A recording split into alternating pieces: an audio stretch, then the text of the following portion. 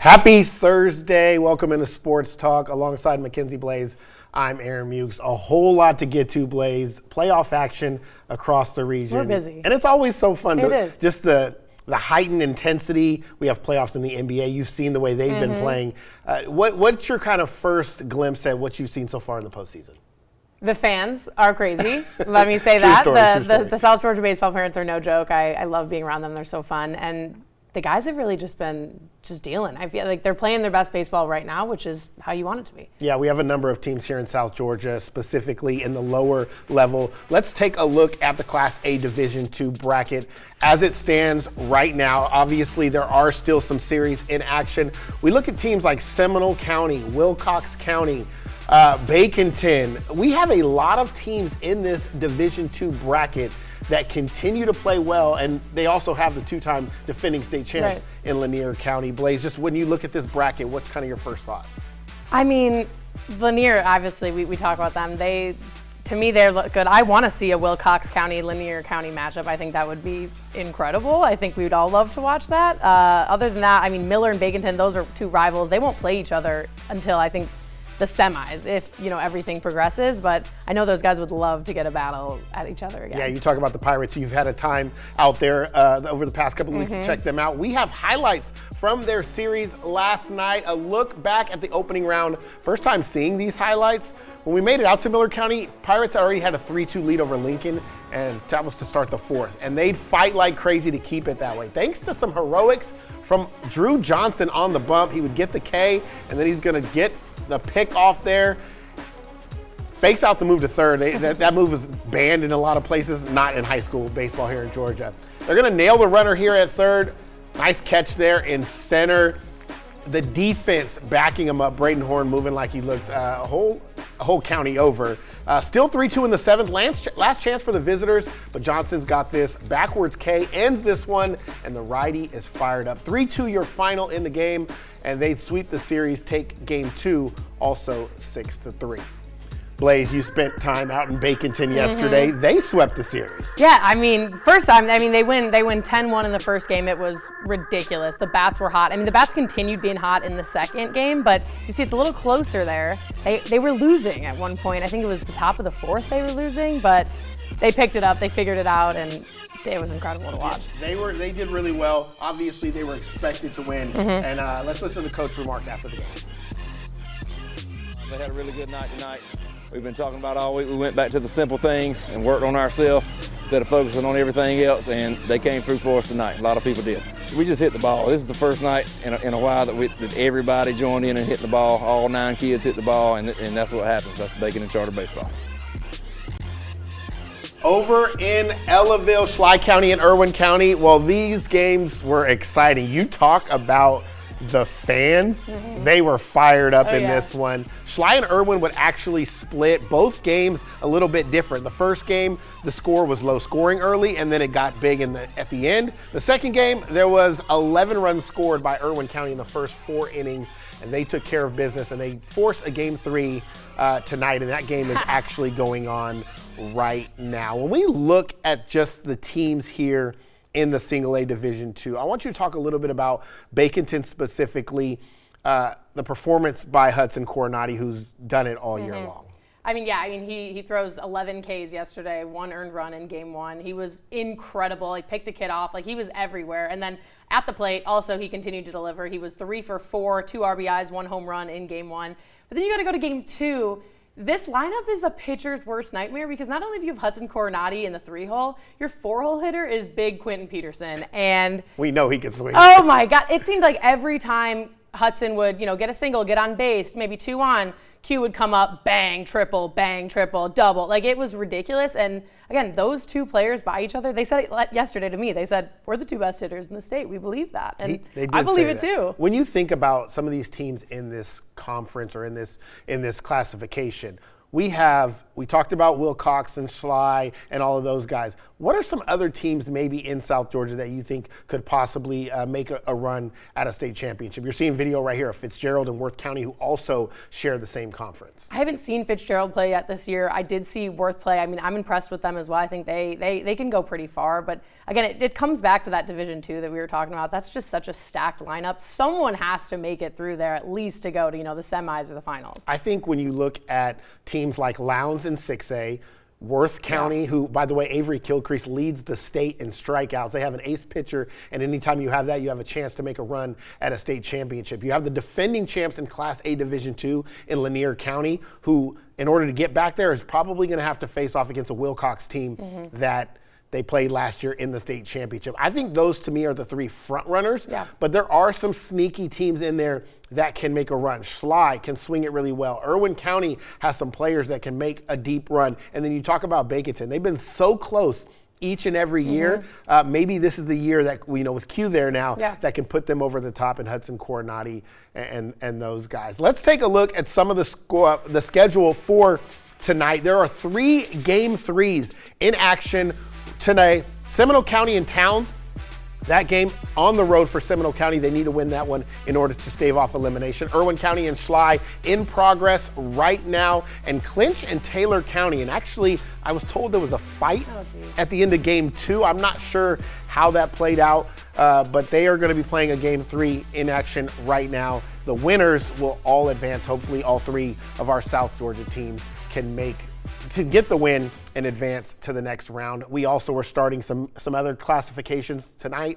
Thomasville in action, a doubleheader. We're going to have highlights for you coming up at 11 from that one. And in the GIAA, CCA, who you've had a chance to see, Blake Bryan and that staff, they're in a region championship game today against Toombs County. And Deerfield and Valwood, 2 big-time teams in Class 3A for the GIAA, are in action as well. All right, coming up, we're talking high school soccer. So we're moving over to the pitch. Who's moving on and whose season ends here? Some of the biggest moments from the first round. Stay with us.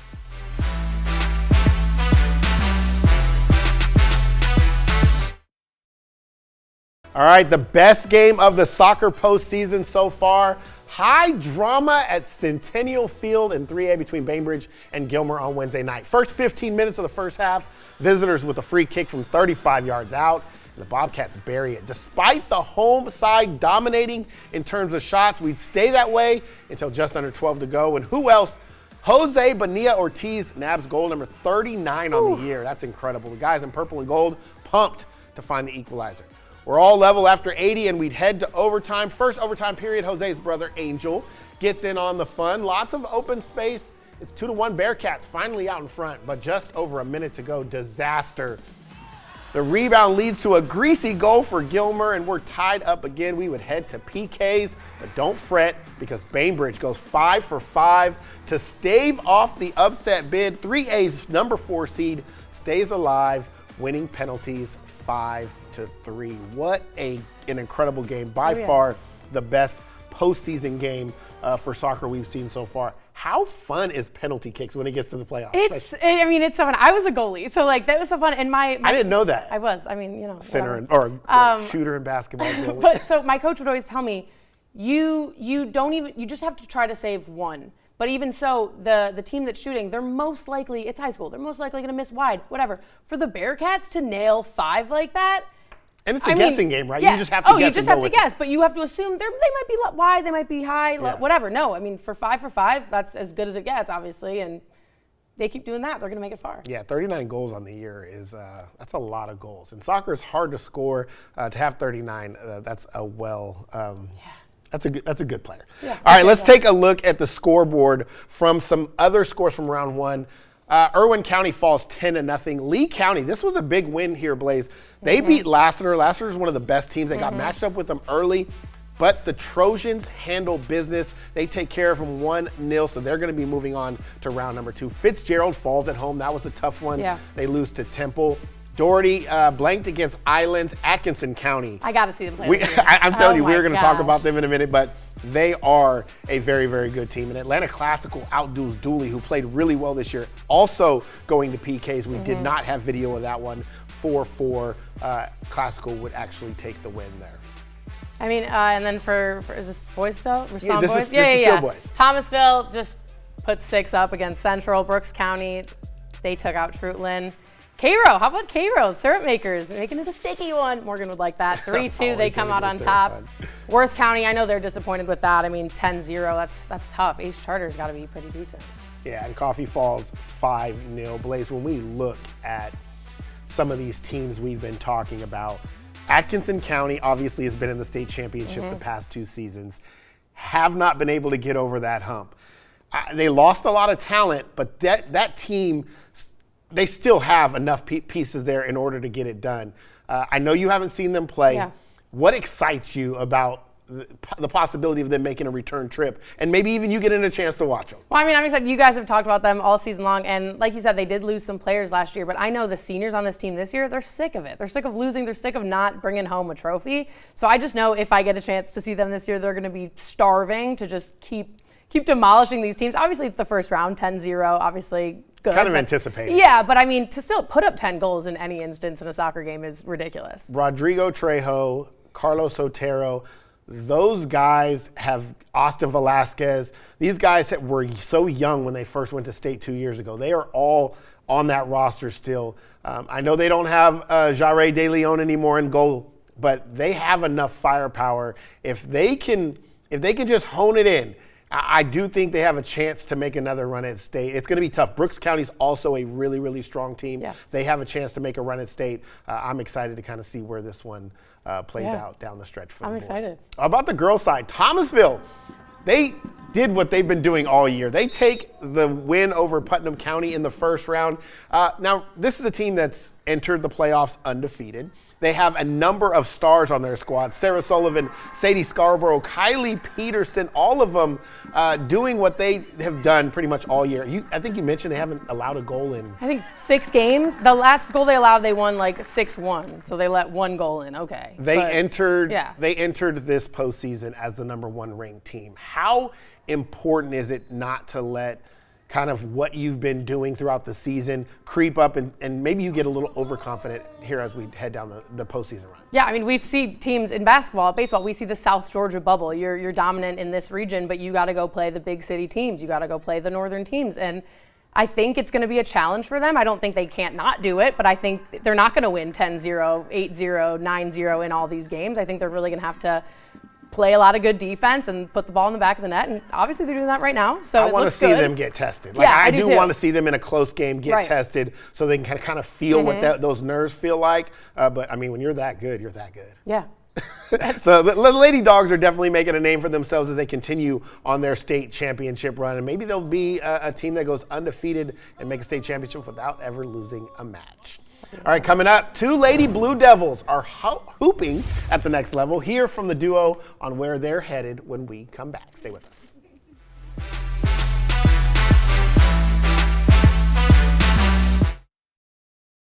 Well, there's something really special about signing day. In Tifton, Coach Julie Connor is all too familiar with the feeling of sending players to the next level. But the experience never gets old. Thursday morning, 2 more Lady Devils taking the next step in their athletic journey. Amaya Jordan will head south to Tallahassee State College. From the little girl who picked up an orange round ball to be able to live out a dream means everything. And she'll join a program in a place she loves.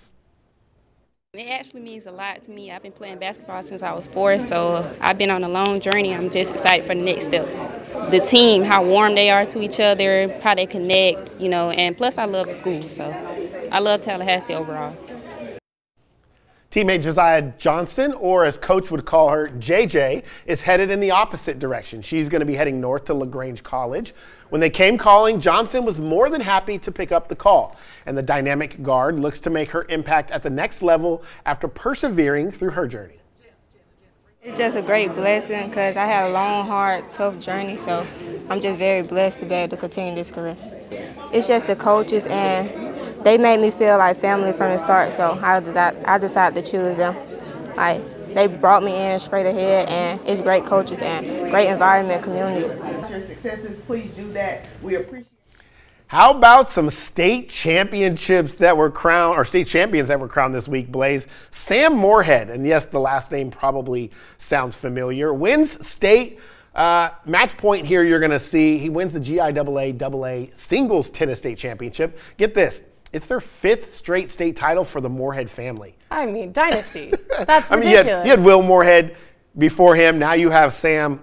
They continue to do what they do, and congratulations to him. He was actually, these videos were sent to us by Jay Flint, the AD over at Sherwood, and he's always been a special kid. To get a state championship, following the footsteps of your family, that's a really, really special moment. Sticking with the tennis theme, Ava Still and Addison Mock, well, they go 6-0, 6-0, claiming their 2nd straight double state championship for SGA. Is there ever a sport that SGA is not in a state championship? No, it's SGA. Like, they own the GIAA. They have gone now back-to-back. That's their 2nd in a row. So congratulations to both of those young ladies. And how about this? More tennis state championships to crown. Morgan Baxley and Keegan Belcher win the girls double state championship for Grace Christian. And that's the 4th straight doubles for the program on the girls' side. So you really have to be happy about what they're doing over there. Joshua Adams and Maddox Reynolds followed suit. They went back-to-back for the boys on the doubles side. State championships all around. There's more state tennis next week. And there's more state tennis next week. There is some singles going on right now as well. Congratulations to all of those winners. Well, from the Big Apple to the A, Hawks hosting the Knicks at their place for game number 3 tonight. Coming up, we're going to hear from some of the guys talk about what the Birds needed to do to take the series.